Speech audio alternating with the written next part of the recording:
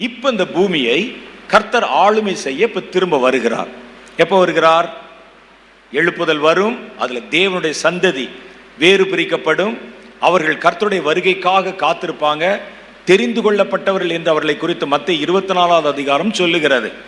அவங்களெல்லாம் கர்த்தர் கூட்டி சேர்ப்பார். அவர்களை கொண்டு ஒரு ராஜ்யத்தை கர்த்தர் பூமியில அமைக்க போகிறார். இப்போ இதற்கு நடுவுல கர்த்தர் வேறு ஒரு திட்டத்தை சொல்லுகிறார்.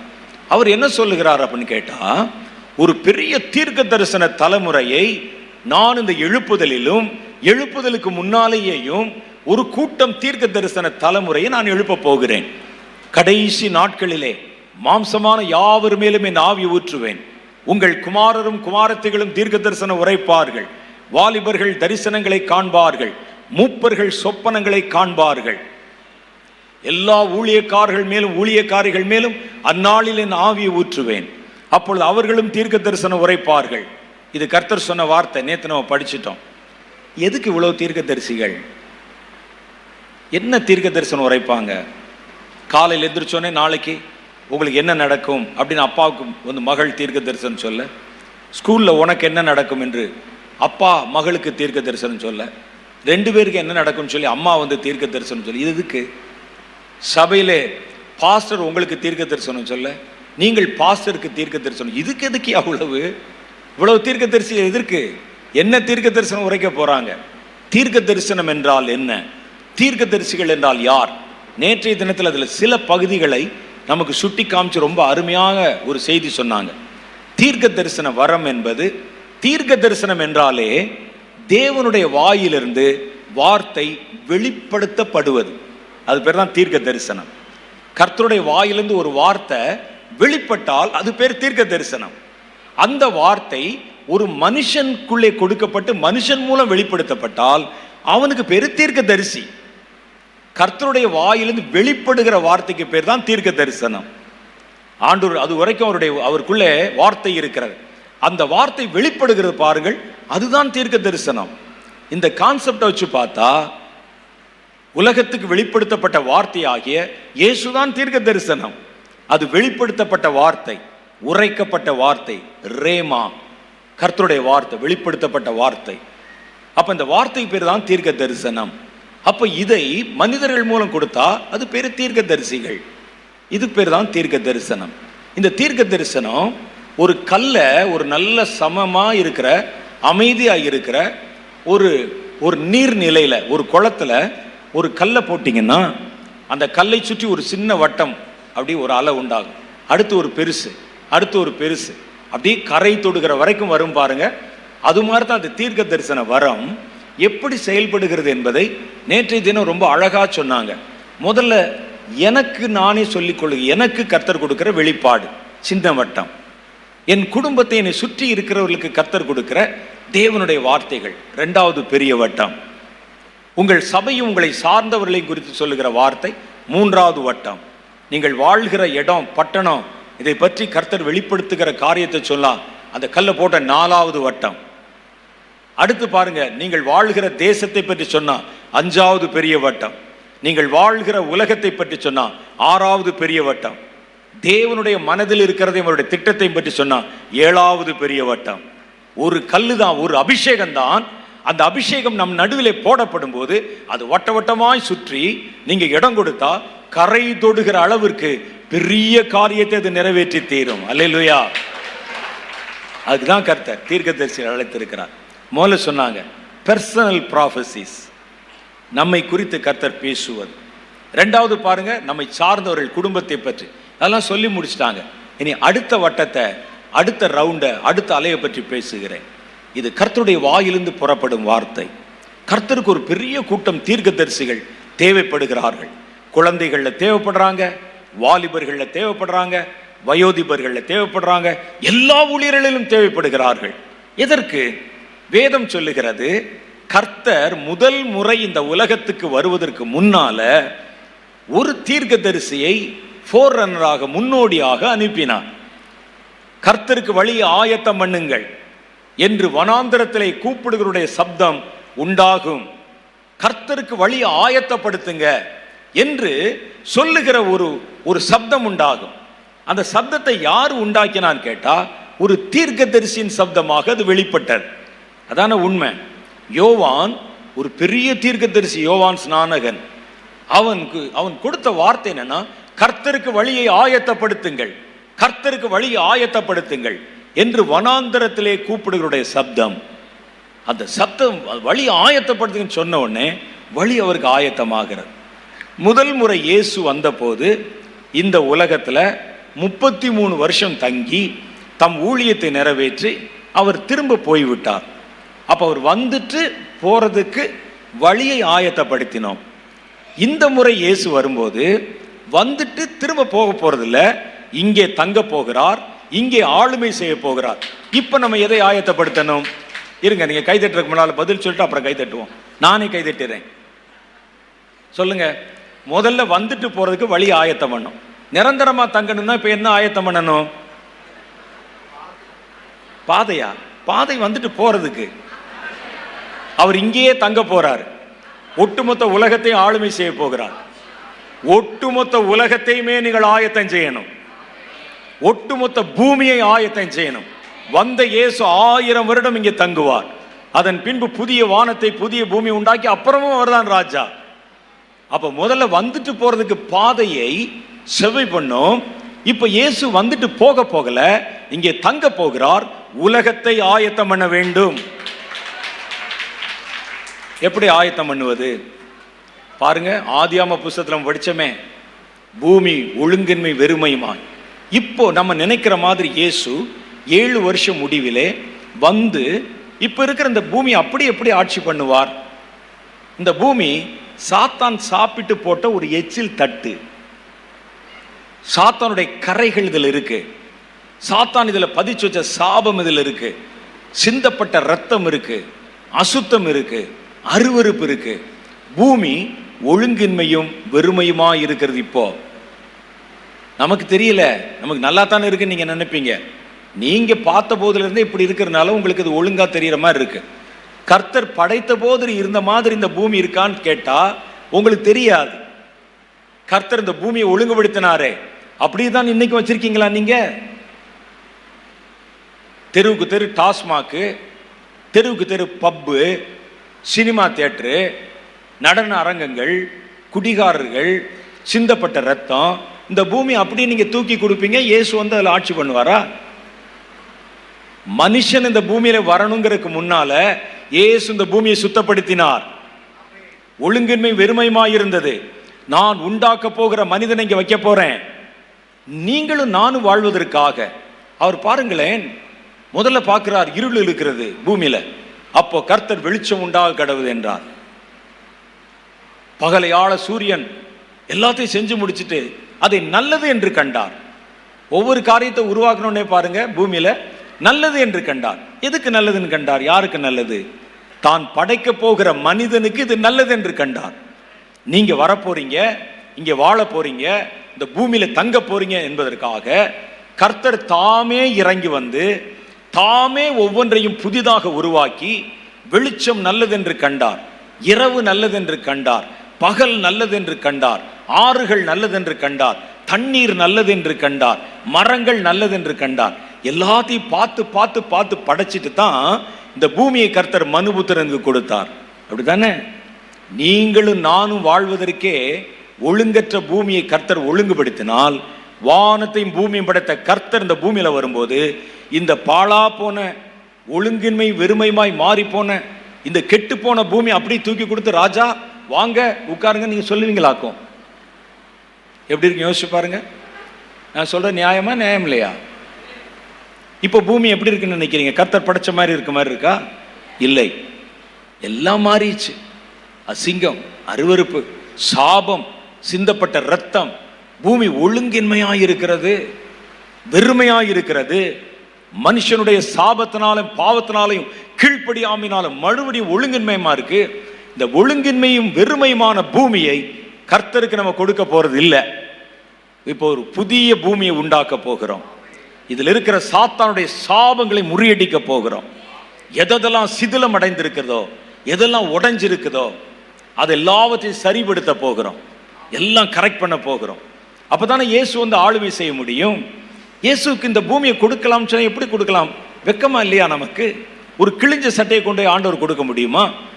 ஒரு பாழாய் போன பூமியை, அருவருப்பாய் போன பூமியை கொடுத்து இதுல உட்கார்ந்து அங்க சேர் போட்டுக்கங்க, இங்கே உங்க கட்டடத்தை கட்டிக்கங்க, இங்கே உங்க அரண்மனையை கட்டிக்கங்க. போய் பாருங்கள் எருசலேமை.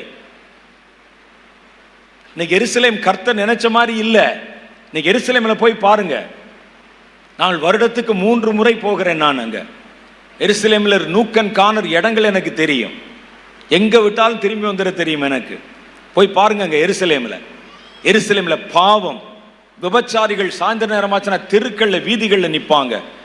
அசுத்தம். இஸ்ரவேல் தேசத்துல உலக அளவில் இந்த LGBT என்ற ஒரு கம்யூனிட்டி இருக்கிறது. அவர்கள் ஆணை திருமணம் செய்வது, பெண்ணை திருமணம் செய்வது. இந்த ஓரணை சேர்க்கையாளர்கள் இவங்க எல்லாம் உலக அளவில் இருக்கிறாங்கல்ல. அவருடைய தலைமையகம் டெல் அவிவில் இருக்குது, இஸ்ரேல்ல. நீங்க இந்த எருசலேமை கொடுத்து மகாராஜாவே நீர் சேர் போட்டு ஆட்சி பண்ணுன்னு சொல்லுவீங்களா? நீங்கள் இந்த உலகத்துக்கு வர்றதுக்கு முன்னால இயேசு இந்த உலகத்தை ஒழுங்குபடுத்தினதை போல இயேசு இந்த உலகத்துக்கு வர்றதுக்கு முன்னால அதோடைய கரைகள் நீக்கப்படணும், அது சுத்திகரிக்கப்படணும், மறுபடியும் அது புதுப்பிக்கப்படணும். இயேசு வாழ்வதற்கு தகுதியுள்ள பூமியா? கர்த்தர் இந்த பூமி இப்படித்தான் படைத்தாரா? யார் சொன்னது உங்களுக்கு? நாம நினைச்சுக்கிட்டு இருக்கோம். ஏன்னா நம்ம கண்முழிச்சு பார்த்த போதிலிருந்து பூமி இப்படி இருக்கு, அதனால இப்படிதான் இருந்திருக்கும் என்று நினைக்கிறோம். கண்டிப்பா அது இப்படி இல்லை. கர்த்தர் வேற மாதிரி படைத்தார். ஜியோகிராஃபி கூட வித்தியாசமா இருந்திருக்கு அந்த காலத்துல. ஒரு சின்ன வசனம் சொல்லுகிறேன் பாருங்க. ஆதியாகமம் புஸ்தகம் 1ஆம் அதிகாரத்தில் கர்த்தர் பூமியை படைத்த போது பூமியின் மேல இருக்கிற தண்ணி இருக்கு பாருங்க, அந்த தண்ணி எல்லாம் ஓரிடத்தில் சேர கடவுது என்றார். அப்படித்தானே போட்டிருக்க அந்த இடத்துல. அதை சேர்ந்த தண்ணிக்கு சமுத்திரம் என்று பெயரிட்டார். அப்படின்னா பூமியில தண்ணி ஓரிடத்துல சேர்ந்து இருக்கணும். ஒன்று பூமி இப்படி வட்டமா இருந்தா பாதி தண்ணியும் பாதி நிலவுமாக இருக்கணும், அல்லது மேல நிலமும் கீழே தண்ணியுமா இருக்கணும். இப்ப கடல் அப்படியா இருக்குது? சொல்லுங்க. ஒரு பகுதி முழுசும் தண்ணி, ஒரு பகுதி முழுசும் நிலமா இருக்கா? அப்ப இல்ல. இது மாதிரி இன்னும் நிறைய இருக்கலாம், நமக்கு தெரியல. கர்த்தர் உண்டாக்கின விதம் வேற. மனிதனுடைய சாபத்தினால பூமி இன்னைக்கு சிதிலமடைந்து போயிருக்கிறது. சாத்தான் இந்த பூமியில ஆடின ஆட்டம், சாத்தான் செய்து வைத்த அசுத்தமான கிரியைகள், இதோட காரியத்தை செய்ய முடியாது. இப்ப நம்ம என்ன செய்யணும்? மறுபடியும் ஆதியாகமம் புஸ்தகம் 1ஆம் அதிகாரத்தில் இருக்கிற மாதிரியே ஒழுங்கற்றதும் வெறுமையுமான பூமி. ஆதியிலே கர்த்தர் வானத்தையும் பூமியும் சிருஷ்டித்தார். பூமியானது ஒழுங்கின்மையும் வெறுமையுமாய் இருந்தது. ஆழத்தில் மேல் இருள் இருந்தது. ஆவியானவர் அசைவாடினார். பூமியை புதுப்பிக்கணும் கர்த்தர். இப்ப முதல்ல என்ன செய்யணும்னா, பூமியை புதுப்பிக்கணும்னா முதல்ல ஆவியானவர் அசைவாடணும் பூமியில. கர்த்தர் அந்த நாட்களிலே மனிதனை உண்டாக்காததினால தாமே பூமியிலே அசைவாட ஆரம்பித்து விட்டார். முதல்ல அவர் அசைவாடணும், பூமியில நடக்கணும், அவரோட பிரசன்னம் அப்படியே போகணும், பரவணும் பூமி முழுசும். அப்ப மனிதனுங்க இல்லாததுனால கர்த்தர் தாமே இறங்கி வந்து உலாவினார், அசைவாடினார். இப்ப பூமியை மனுஷன் கொடுத்தாரே நடுவுல. இப்ப மனுஷனை மையமா வச்சுதான் எதையும் செய்யணும். இப்ப ஆவியானவர் பூமியில அசைவாட விரும்புகிறார். அதற்கு மனிதர்களை தேர்வு செய்து மனிதர்களை அபிஷேகம் பண்ணி உங்களை கருவியாய் வைத்துக் கொண்டு ஆவியானவர் இங்கே பரவ விரும்புகிறார். அதுக்கு தான் இந்த அபிஷேகம். 7 அபிஷேகத்தை கர்த்தர் கட்டளையிட்டால் இந்த அபிஷேகம் மனிதர் இல்லாமல் தானாய் பூமியில சுற்றி வராது. அது வானமண்டலங்களை சுற்ற முடியும். வேற எந்த இடத்திலும் ஆவியானவர் போக முடியும். பூமியில வரணும்னா அது மனிதர்களுக்குள்ளே வந்து மனிதர்கள் மூலமாய்த்தான் இது பரவ வேண்டும் இங்கே. அதனால்தான் கர்த்தர் இந்த கடைசி நாட்களிலே பூமி எங்கும் அனுப்பப்பட போகிற 7 ஆவிகளை வெறுமனே கர்த்தர் அனுப்பல, மனிதர்களுக்குள் கொடுத்து மனிதர்கள் மூலம் கர்த்தர் ஆவியினால் பூமி நிரப்ப போகிறார். அல்லேலூயா. இப்ப ஏன் உங்களை கூட்டு உட்கார வச்சிருக்காங்க தெரியுதா? நீங்க அதை விட்டுட்டு நமக்கு எப்ப பிரதர்ஸ் வந்து ஜெபம் பண்ணுவாங்க, எப்ப நம்ம தலைவலி குணமாகும், காய்ச்சல் குணமாகும், அபிஷேகத்தை கொடுத்துட்டாரு. நீங்க சின்ன சின்ன பிரச்சனையை பெருசுபடுத்தினீங்கன்னா அதுதான் உங்கள் வாழ்க்கையில கடைசி வரைக்கும் பிரச்சனையா இருக்கும். நீங்க அதை கண்டுக்கிறாதீங்க. அதெல்லாம் நமக்கு துவக்க காலத்தோடு முடிந்து விட்டது. முதலாவது தேவனுடைய ராஜ்யத்தையும் நீதியும் தேடுங்கள், அப்பொழுது இதெல்லாம் உங்களுக்கு சாதாரணமாய் கொடுக்கப்படும். கர்த்தர் உங்களை அபிஷேகம் பண்ண விரும்புகிறார். ஏன்னா இப்ப மனிதர்களுக்குள்ளே வந்துதான் கர்த்தர் இந்த பூமிக்குள்ளே அசைவாட முடியும். மற்ற இடத்துல போயிடலாம். பூமியை கர்த்தர் மனுபுத்திரர் கொடுத்து விட்டார். இந்த கீவேர்டை மறக்காதீங்க. அப்ப மனிதர்களை கொண்டுதான் செய்கிறார். ஆகவேதான் உங்களை ஜெபம் பண்ண சொல்லுகிறார். ஆகவேதான் உங்களை உபவாசம் பண்ண சொல்லுகிறார். ஆகவேதான் உங்களை கண்ணீர் வடிக்க சொல்லுகிறார். நீங்க செய்தால் தான் கர்த்தர் உள்ளே கிரியை செய்ய முடியும். இப்ப இந்த உலகத்தை கர்த்தர் மறுபடியும் புதிதாக்க விரும்புகிறார். ஆதியாகமத்தில் அவர் என்ன செய்தார்? ஆழத்தின் மேல் இருள் இருந்தது, தேவ ஆவியானவர் தண்ணீர்கள் மேல் அசைவாடினார். இப்ப முதல்ல கர்த்தர் இந்த பூமியில அசைவாடணும். அப்ப அதுக்கு பார்க்கிறார். இப்ப நாமாய் போய் அசைவாட முடியாது. இந்த மனிதர்களை நிரப்பி இந்த மனிதர்கள் மூலம் இந்த பூமியிலே அவருடைய வல்லமை பரவி கொண்டே வரணும். நீங்க அபிஷேகத்துக்கு இடம் கொடுத்தாலே போதும், இந்த அபிஷேகம் உங்களுக்குள்ளே இருந்து பரவி கொண்டே வரும். அதான் வேதம் சொல்லுது. நேற்று வாசித்தோமே, அது வெளிப்படுத்தின விசேஷம் 5:6 கர்த்தர் பூமியிலே அனுப்புவதற்கு 7 ஆவிகளை வைத்திருக்கிறார். 7 ஆவிகள், அவை பூமி எங்கும் அனுப்ப போகிற கர்த்தருடைய ஆவிகளாம். இரண்டாவது என்ன செய்தார் பாருங்க, வந்துட்டு கர்த்தருடைய ஆவியானவர் அசைவாடி கர்த்தர் ஒரு காரியத்தை உண்டாக்கினார். எப்படி உண்டாக்கினார் தெரியுமா? தம்முடைய வார்த்தையை அனுப்பி உண்டாக கடவது என்றார். அது உண்டாயிற்று. அவர் இந்த பூமி எப்படி படைச்சார் பாருங்க, சொல்லுங்க. வார்த்தையினாலே பூமியை படைத்தார். உண்டாக கடவது, வெளிச்சம் உண்டாக கடவுது என்ற வார்த்தை அவருடைய வாயிலிருந்து வெளிப்பட்டது. அது வார்த்தை வெளிப்பட்ட உடனே அந்த இடத்துல அந்த பூர்ணமான காரியம் உண்டானது. மலை உண்டாக கடவுது, மலை உண்டாயிற்று. ஆறு உண்டாக கடவுது, அந்த வார்த்தை சொல்லணும், சொன்னால் தான் அது உண்டாகும். அது கர்த்தருடைய வார்த்தை. நான் ஏற்கனவே சொன்னேன், கர்த்தர் தம்முடைய வார்த்தை, கர்த்தருடைய வாயிலிருந்து ஒரு வார்த்தை வெளிப்பட்டா அதுக்கு பேர் தான் தீர்க்க தரிசனம். கர்த்தருடைய வார்த்தை ஒரு மனிதனுக்குள் இருந்து மனிதன் மூலமாய் வெளிப்படுத்தப்பட்டால் அவர்களுக்கு பேர் தீர்க்க தரிசிகள். இப்ப கர்த்தர் இந்த பூமியை புதுப்பிக்க விரும்புகிறார் தம்முடைய வார்த்தையை கொண்டு. அப்ப இதில் சிதிலம் அடைந்திருக்கிற, சிதிலம்னா உங்களுக்கு தெரியும், அப்படி கிராக் ஆகியிருக்கு. இந்த கல் தூண் சிமெண்ட்லே கட்டப்பட்டிருக்குன்னு வச்சுங்க. ஒரு தூண் சிமெண்ட்ல கட்டப்பட்ட தூணை இப்ப ரிப்பேர் பண்ணனா எதை வச்சு ரிப்பேர் பண்ணுவோம்? சிமெண்ட்டை வச்சு தான் ரிப்பேர் பண்ணுவோம். தரை கீழே கிராக் ஆயிருக்கு, சிமெண்ட் தரை, சிமெண்ட்டை வச்சு தான் ரிப்பேர் பண்ணுவோம். வார்த்தையினாலே உண்டாக்கப்பட்ட உலகம் சிதிலம் அடைந்தால் வார்த்தையை வச்சு தான் நீங்கள் அதை சரிப்படுத்த முடியும். வார்த்தையை வச்சு தான் சரிப்படுத்தணும். அந்த வார்த்தை பேசப்பட வேண்டும். கர்த்தர் வார்த்தையினால் தான் இந்த உலகத்தை உண்டாக்கினார். அதன் பின்பு இந்த உலகம் சீர்கெட்டு போயிருந்ததுனால தாமே இறங்கி வந்து முதல் கட்டமாய் அசைவாடி அதற்கு இரண்டாவது கட்டமாய் தன் வார்த்தை அனுப்பி அவைகளை புதுப்பித்தார். அதே காரியம்தான் இந்த கடைசி காலத்துல இயேசு வர்றதுக்கு முன்னால செயல்படுத்தப்பட போகிறது. இப்ப கர்த்தர் தம்முடைய வார்த்தையை வெளிப்படுத்தணும்னா நடுவுல மனிதர்கள் நம்ம நிக்கிறோம் இல்ல. முதல்ல இயேசு ஆதியாகமம் புஸ்தகம் 1ஆவது அதிகாரத்துல பூமியை அவர் மறுபடி சீரமைத்த போது மனிதர்கள் நம்ம இல்ல. அதனால கர்த்தர் தாமே நேரடியாய் தம்முடைய வார்த்தை வெளிப்படுத்தினார். இருளை பார்த்து பேசினார், வெளிச்சம் உண்டாக கடவுது என்றார். மண்ணை பார்த்து பேசினார், அது மரங்களையும் புல் பூண்டுகளையும் பிறப்பிக்க கடவுது என்றார். இப்ப பூமியை நம்ம அதிகாரத்தில் கொடுத்துட்டாரே. இப்ப கர்த்தர் பேசணும்னா என்ன செய்யணும்னா தாமாய் அல்ல, உங்கள் வழியாய் பேச வேண்டும். உங்கள் வழியா தான் பேசணும், உங்க வழியா தான் அசைவாடணும். அப்ப உங்கள் வழியாய் கர்த்தர் தம்முடைய வார்த்தைகளை வெளிப்படுத்தி பேசுறாருல, இதற்கு பேர் தான் தீர்க்க தரிசனம் என்கிறோம். இப்ப சொல்லுங்கள், ஏன் இத்தனை தீர்க்க தரிசிகள் தேவை? இப்ப தெரியுதா உங்களுக்கு? உங்களுக்கு நானும் எனக்கு நீங்களும் தீர்க்க தரிசனம் சொல்வதற்கு அல்ல. முக்கியமான நோக்கம் இழந்த உலகத்தை இயேசுவின் வருகைக்காக ஆயத்தப்படுத்துவதற்காக, இயேசுவின் ராஜ்யத்தை கொண்டு வருவதற்காக, இழந்த சீரை புதுப்பிப்பதற்காக, சாத்தான் விதைத்து வைத்திருந்த சாபங்களை முறியடிப்பதற்காக, உலகத்தின் அருவருப்புகளை மறைந்து போக பண்ணுவதற்காக, கர்த்தருக்கு இதை ஆயத்தப்படுத்தி கொடுப்பதற்காக கர்த்தர் தம்முடைய வார்த்தைகளை வெளிப்படுத்த விரும்புகிறார். குழந்தைகள் வாயிலிருந்து, வாலிபர் வாயிலிருந்து, பெரியவர்கள் வாயிலிருந்து, எல்லா ஊழியக்காரர் வாயிலிருந்து. இதுக்கு தான் தீர்க்க தரிசனம். தீர்க்க தரிசனம் என்பது கொள்ளையடிப்பதற்கல்ல, குறி சொல்வதற்கல்ல. தீர்க்க தரிசனம் என்பது உருவாக்குவதற்கு, இழந்ததை திரும்ப பெறுவதற்கு, கர்த்தருடைய ராஜ்யத்தை கொண்டு வருவதற்கு. இந்த உலகம் இப்ப இயேசு வந்தால் ஆளுகை செய்வதற்கு தகுதியான உலகமா இல்ல. இது இடிஞ்சு போயிருக்கு. இருள் இதுல இருக்குது, ஆழத்தின் மேலே சாபம் இருக்கிறது, பூமி தன்னுடைய சீரை இழந்து விட்டது, இனி ஒரு யௌவன சந்ததி பிறக்கும், அதனுடைய வாயிலிருந்து கர்த்தருடைய வார்த்தை புறப்படும், அவருடைய வாயிலிருந்து பிறக்கும் தீர்க்க தரிசன வார்த்தைகளை கொண்டு கர்த்தர் இந்த பூமியை தனக்கென்று சீரமைக்க போகிறார். எத்தனை பேர் இதை நம்புறீங்க?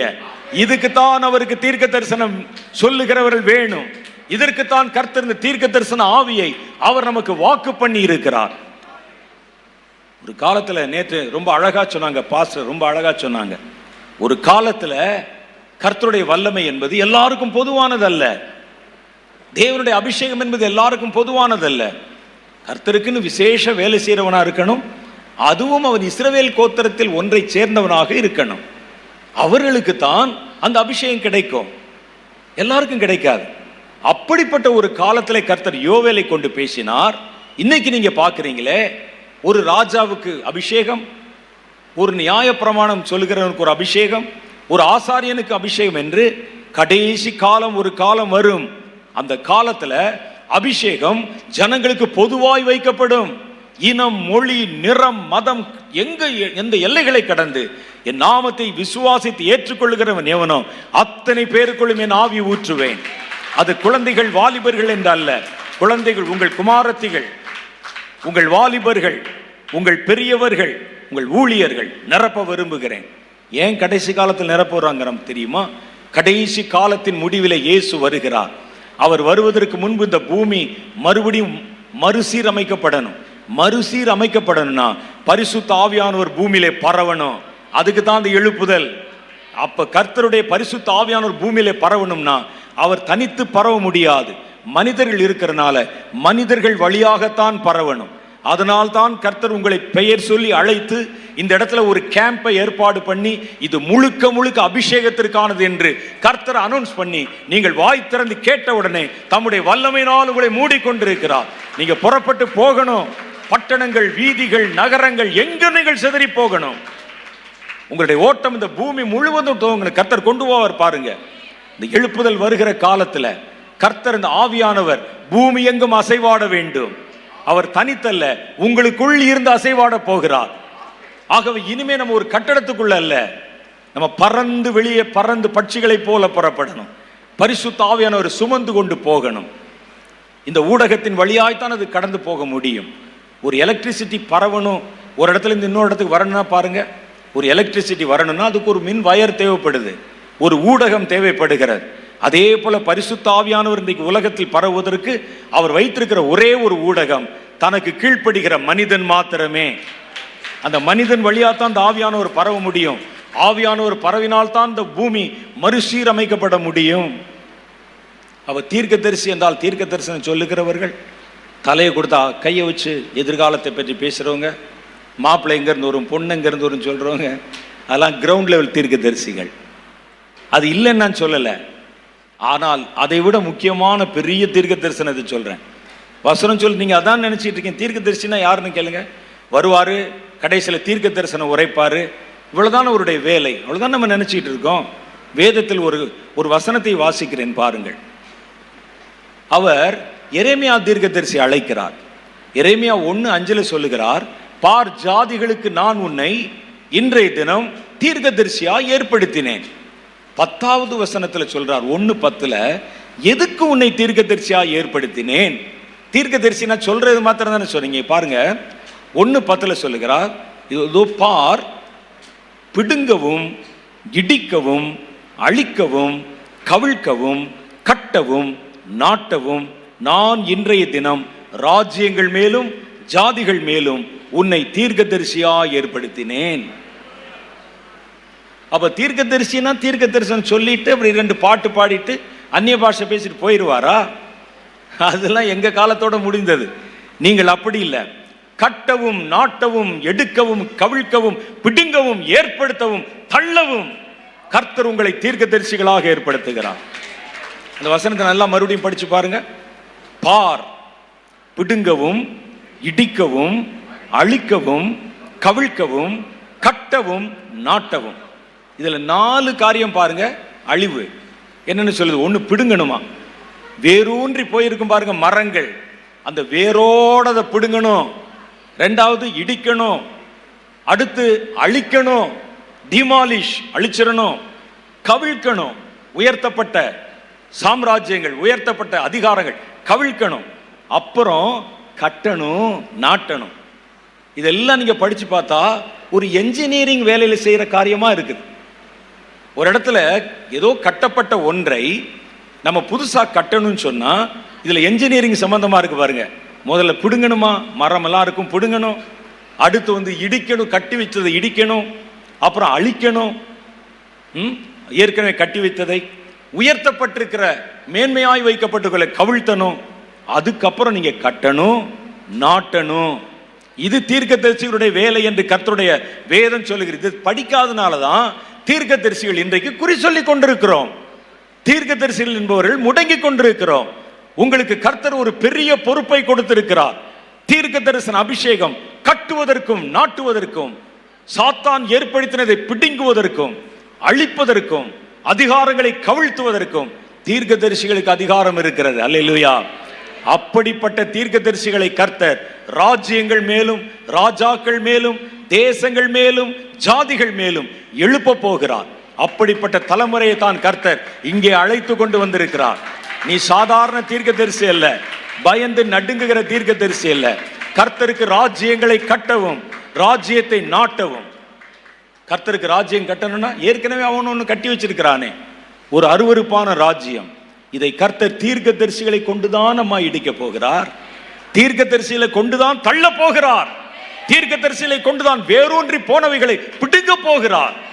சாத்தான் இந்த 6000 வருஷமா விதைச்சு விதைச்சு விதைச்சு பூமியில எத்தனை அருவருப்புகளை வேரூன்றி போக பண்ணி இருக்கிறான். ஜாதி என்ற துவேஷம், மதம் என்ற துவேஷம், பொறாமை, தீவினை என்கிற துவேஷம் வேரூன்றி போயிருக்குது. அதெல்லாம் பிடுங்கணும். வேற எந்த ஊழியத்திலும் சாத்தியம் இல்லை, தீர்க்க தரிசன வார்த்தைகளால சாத்தியம். கர்த்தர் பூமியை புதுப்பிக்க விரும்புகிறார். கர்த்தர் வருவதற்கு முன்பு அப்படிப்பட்ட தீர்க்கதரிசிகள் நீங்கள். சும்மா தீர்க்க தரிசன வரம் கிடைச்சிருச்சுன்னா நாளைக்கு என்ன நடக்கும் சொல்லவா, நாளைக்கு என்ன நடக்கும் சொல்லவா, நாளைக்கு தேசத்துல என்ன நடக்கும், உங்களை தாண்டி எதுவும் நடக்காது. கர்த்தர் உங்கள் வாயின் வார்த்தைகளை கனம் பண்ணுவார். அதுக்கப்புறம் உருவாக்கணும், கர்த்தருக்கு கட்டணும். கர்த்தர் உங்கள் வாயிலே வார்த்தையை போடுவார். அந்த வார்த்தைகள் உருவாக்குகிற வார்த்தையா இருக்கும். எதெல்லாம் சிதிலமடைந்ததோ நீங்கள் பேசுவீர்கள், அது உருவாக்கப்படும். ஒரு சபை உடைஞ்சிருக்கும், ஒரு குடும்பம் உடைஞ்சிருக்கும், ஒரு சமுதாயம் உடைஞ்சிருக்கும். கர்த்தருடைய தீர்க்கதரிசி எழும்பி தீர்க்க தரிசன வார்த்தை உரைத்தால் போதும், அந்த வார்த்தை வான காற்று மண்டலங்களில் பரவி தான் செய்ய போகிறதை நேர்த்தியாய் செய்து முடித்து விடும். இவன் உட்கார்ந்து ஒன்று சுண்ணாம்பு போட வேண்டாம்.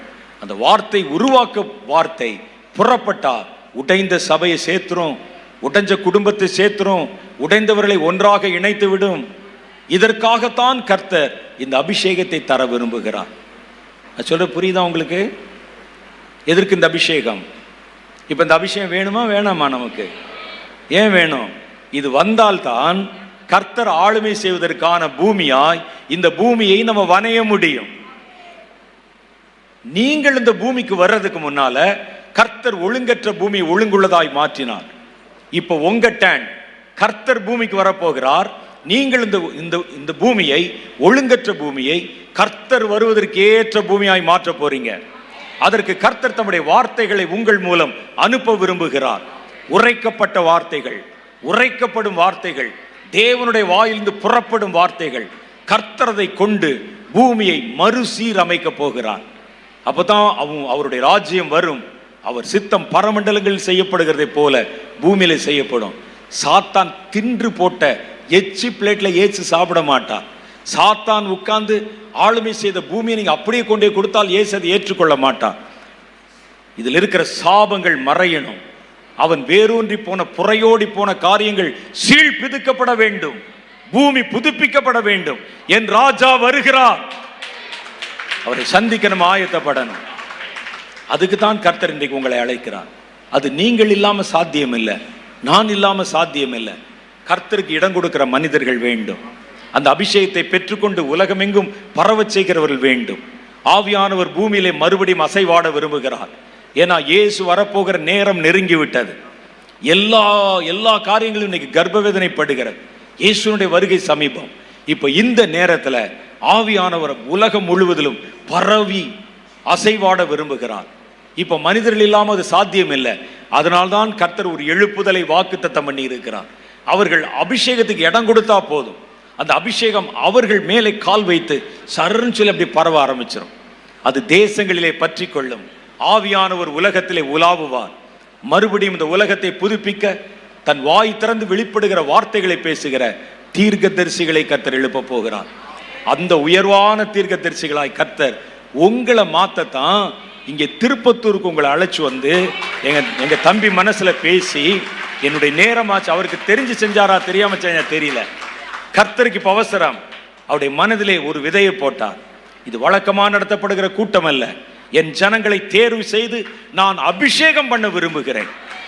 எனக்கு தெரியும் சில வருஷங்களாகவே அவர் அபிஷேக கூட்டங்கள் நடத்தணும்னு அவருடைய மனசுல ஒரு தீராத வாஞ்சை, ஒரு பாரம். அது அவரால் உண்டானதில்லை, கர்த்தர் அவருடைய இருதயத்திலே போட்டது. நான் என் ஜனங்களை சந்திக்க போகிறேன், உன் மூலம் அதை நான் செய்ய வைக்க போகிறேன். நான் தேசத்திலே உலாவணும், இந்த தேசத்தை புதுப்பிக்கணும்னா நீங்கள் முடங்கி போய்விடக்கூடாது. ஆவியானவர் அசைவாடணும். இப்ப உங்கள் மூலம்தான் அவர் அசைவாட முடியும். அதனால சொல்லுகிறேன், அபிஷேகம் பண்ணப்பட்டவங்களை கட்டி வைக்காதீங்க. அவர்கள் வெளியே புறப்பட்டு போகட்டும், தேசங்களின் வீதிகளிலே நடக்கட்டும், தேவனுடைய வார்த்தையை பேசட்டும், அழிந்த உலகம் மறுபடி சீர்படட்டும், கர்த்தருடைய ராஜ்யம் வரட்டும். அதுக்கு தான் கர்த்தர் இன்னும் இதனுடைய எல்லைகளை விரிவாக்குவார். இனி பாருங்க, அடுத்து நீங்கள் அபிஷேகத்திற்காக ஜனங்களை திரட்டுவீர்கள். இந்த இடம் கொள்ளாமல் போகும் மட்டும் கர்த்தர் மனிதர்களை கொண்டு வந்து கொண்டே இருப்பார். அவர்களை அபிஷேகத்திலே மூடிக்கொண்டே இருப்பார். 7 வல்லமை இந்த இடத்துல கட்டவிழ்த்து விடப்படுகிற வரைக்கும் கர்த்தர் ஓய்ந்திருக்க மாட்டார். ஒரு எழுப்புதல் தீ தேசங்களிலே பற்றி எரிய ஆரம்பிக்கும். அது எழுப்புதல் தீர திரளான ஜனங்கள் கர்த்தருடைய அபிஷேகத்தில் நிரப்பப்படுவாங்க. அபிஷேகத்தில் நிரப்பப்படுகிற ஒவ்வொரு தேசத்திலும், கிராமத்திலும், நகரத்திலும் பரவும் போது, அவர்கள் நடக்கும் போது கர்த்தர் அவர்களோட சேர்ந்து நடப்பார். அவர்கள் உலாவும் போது பரிசுத்த ஆவியானவர் பூமியிலே உலாவுவார், பூமியிலே அசைவாடுவார். ஆகவேதான் நான் நேற்றைய தினம் சொன்னேன், உட்கார்ந்திருக்கிற கர்த்தர் உங்களை அழைக்கல. நீங்கள் அடுப்பினடியில் கிடந்தவர்களாக இருந்தாலும் வெள்ளி சிறைகளுக்கு ஒப்பான சிறைகளினால் உங்களை மூடி கழுகளை போல செற்றடித்து கர்த்தர் உங்களை புறப்பட்டு போக பண்ண போகிறார்.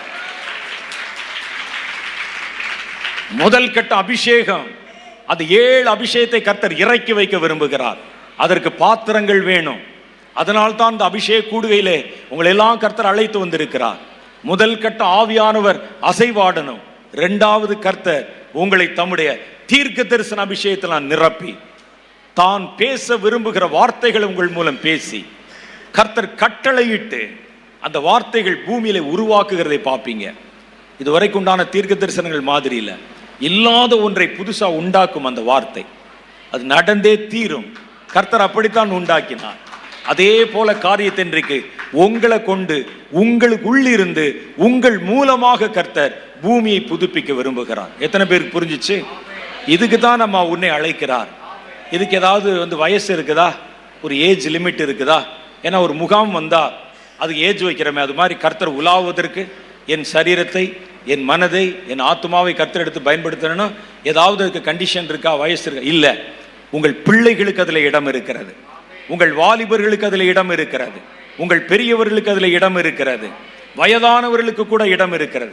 நான் எல்லாம் என்னங்க நடக்க போறேன்? நீ ஏன் நடக்கிற? பரிசுத்த ஆவியானவரை கொண்டு போவா. எனக்கு 50 வயசு ஆச்சுங்க, எனக்கு கால் முட்டு எல்லாம் ரொம்ப தேஞ்சு போச்சு, வீட்டுக்கு வரைக்கும் போறதுக்கே முடியல அப்படின்னு நீங்க சொல்லுவீங்க. யார் சொன்னா? கர்த்தருடைய வல்லமை உங்களுக்குள்ள இறங்கும் போது உன் கால்களை மான்களின் கால்களை போல ஆக்குவார். கர்த்தர் உங்களை உலாவி வர பண்ணுவார். ஆகாப் 8 குதிரை பூட்டின ரதத்துல உட்கார்ந்துருந்தான். ரதத்துல ஏறி புறப்பட போகிறான். அப்போ கேட்கிறான், மழை வர மாதிரி இருக்கு. இப்ப எலியாவும் அவனு கொஞ்சம் நெருக்கமா பேசிட்டாங்க. நான் இங்கே போகிறேன், நீர் வருகிறதா இருந்தால் ரதத்தில் ஏறிக்கொள்ளும், லிப்ட் தருகிறேன் என்றான். போயா, ஒரு ரதம் உன்னை மாதிரி மூட்டு செத்து போனவன் தான் ரதம். கர்த்தருடைய ஆவி என்னோடு கூட இருக்கிறார். தன் அறையை கட்டி கொண்டு ஓடினான். 8 குதிரை பூட்டின ரதத்தை முந்தி கொண்டு எலியா எல்லையை தொட்டான். அந்த அபிஷேகத்தை கர்த்தர் உங்களுக்கு வாக்கு பண்ணுகிறார். நீங்கள் உலாவணும், பரவணும், நடக்கணும். இந்த அபிஷேகம் சபைகளுடைய எல்லா தடைகளை உடைத்து வெளியே புறப்பட்டு போகணும். கர்த்தருக்கு சபை தேவை, சபை மாத்திரமல்ல, ஒட்டுமொத்த உலகமே இனிமேல் தேவைப்படுகிறது. இந்த உலகத்தின் மேல் அவர் அரசாளுமை செய்ய விரும்புகிறார். அதற்காகத்தான் கர்த்தர் அழைத்து வந்திருக்கிறார்.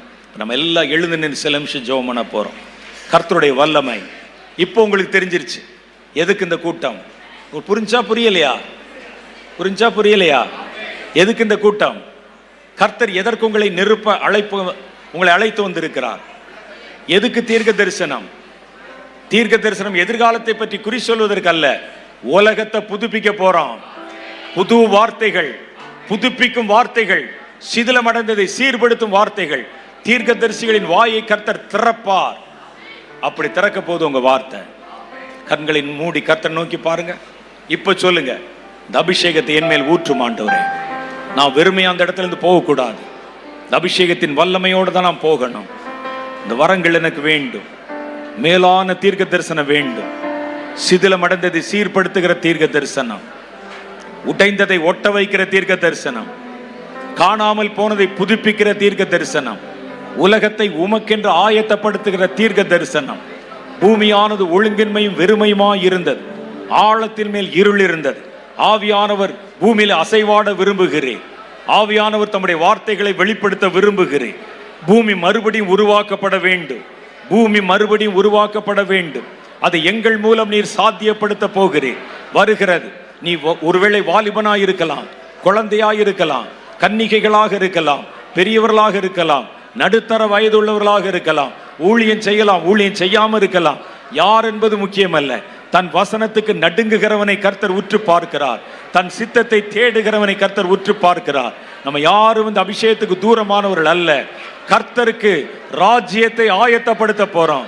கர்த்தருக்கு உலகத்தை ஆயத்தப்படுத்த போறோம். கர்த்தர் இந்த பூமியில அசைவாடுவதற்கு நாம் நம்முடைய இருதயத்தை திறந்து கொடுக்க போறோம்.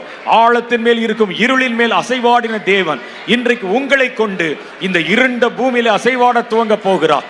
இறங்க போகுது அந்த வல்லமை, இறங்க போகுது அந்த வல்லமை. கேட்கிற எவனும் பெறுகிறான், தேடுகிறவன் அதை கண்டுபிடிக்கிறான், தட்டுகிறவனுக்கு திறக்கப்பட போகிறது.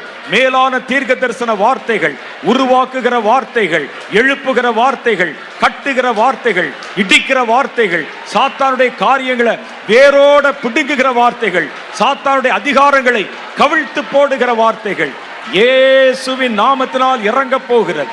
கர்த்தர் உங்களை கொண்டு மறுபடியும் ஒரு புது உலகத்தை சீரமைக்க போகிறார். இறங்குது, இறங்குது. நீதான், நீதான், நீதான், நீதான், நீதான், நீதான், நீதான். அதுக்குத்தான் கர்த்தர் உன்னை அழைத்து வந்திருக்கிறார். அதற்குத்தான் உன்னை நிரப்பிக் கொண்டிருக்கிறார்.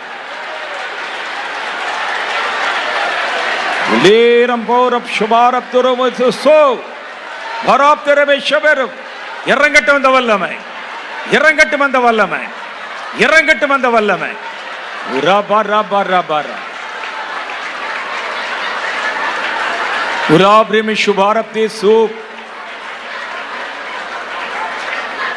என் ஆவிக்குரிய கண்கள் திறக்கப்படுகிறது. என் ஆவிக்குரிய கண் திறக்கப்படுகிறது. 2 பெரிய கண்களை பார்க்கிறேன். 2 பெரிய கண்கள். அது நெருப்புமயமாக இருக்கிறது. அது இந்த கூட்டத்தில் அநேகரை உற்று பார்க்கிறது. கர்த்தர் சொல்லுகிறார், என் கண்ணிமையினால் இவர்களை சோதிக்கிறேன். இந்த பாத்திரங்களை நான் புதுப்பிக்கிறேன். இப்போ என் வல்லமை இதற்குள்ளே ஊற்றப் போகிறேன். என்னுடைய நெருப்பை அவர்களுக்குள்ளே பற்ற வைக்க போகிறேன். அவர்களை எழும்ப பண்ண போகிறேன். தூசியை உதறிவிட்டு எழுந்துரு. இறங்குது அந்த வல்லமை, இறங்குது அந்த வல்லமை. அக்னி புகைக்காடுமான இதோ காட்சிகளை காட்டுவேன். வருது.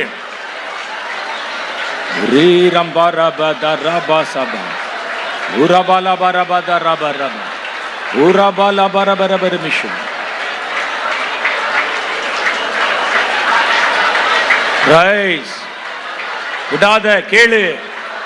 என்னை பயன்படுத்துங்க, என்னை அபிஷேகம் பண்ணுங்க, என் மூலம் உலாவுங்க, என் மூலம் பூமியை புதுப்பிங்க.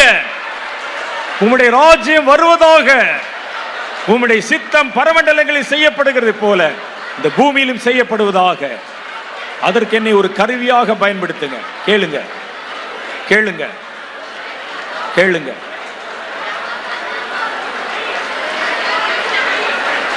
லீரம் தூரம் சுபாதி ஹரபரபரு துரமிஷுது பாலா பாஹபதரம சுபா உரா பாலா பதரபதரமிஷ் உரா பதரபெலமிரமதரபா.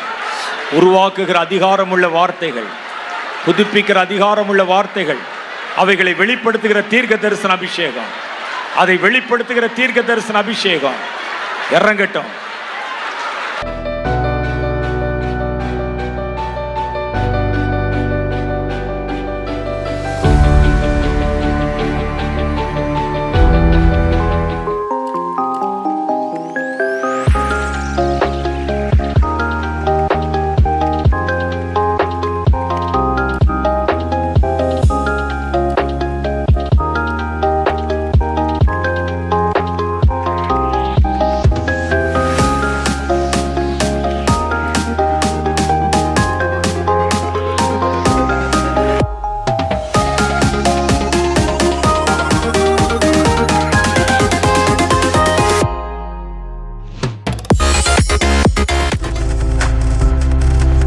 நீங்கள் பார்த்து கொண்டிருப்பது உங்கள் ஜாய் டிவி. உங்கள் துக்கம் சந்தோஷமாய் மாறும்.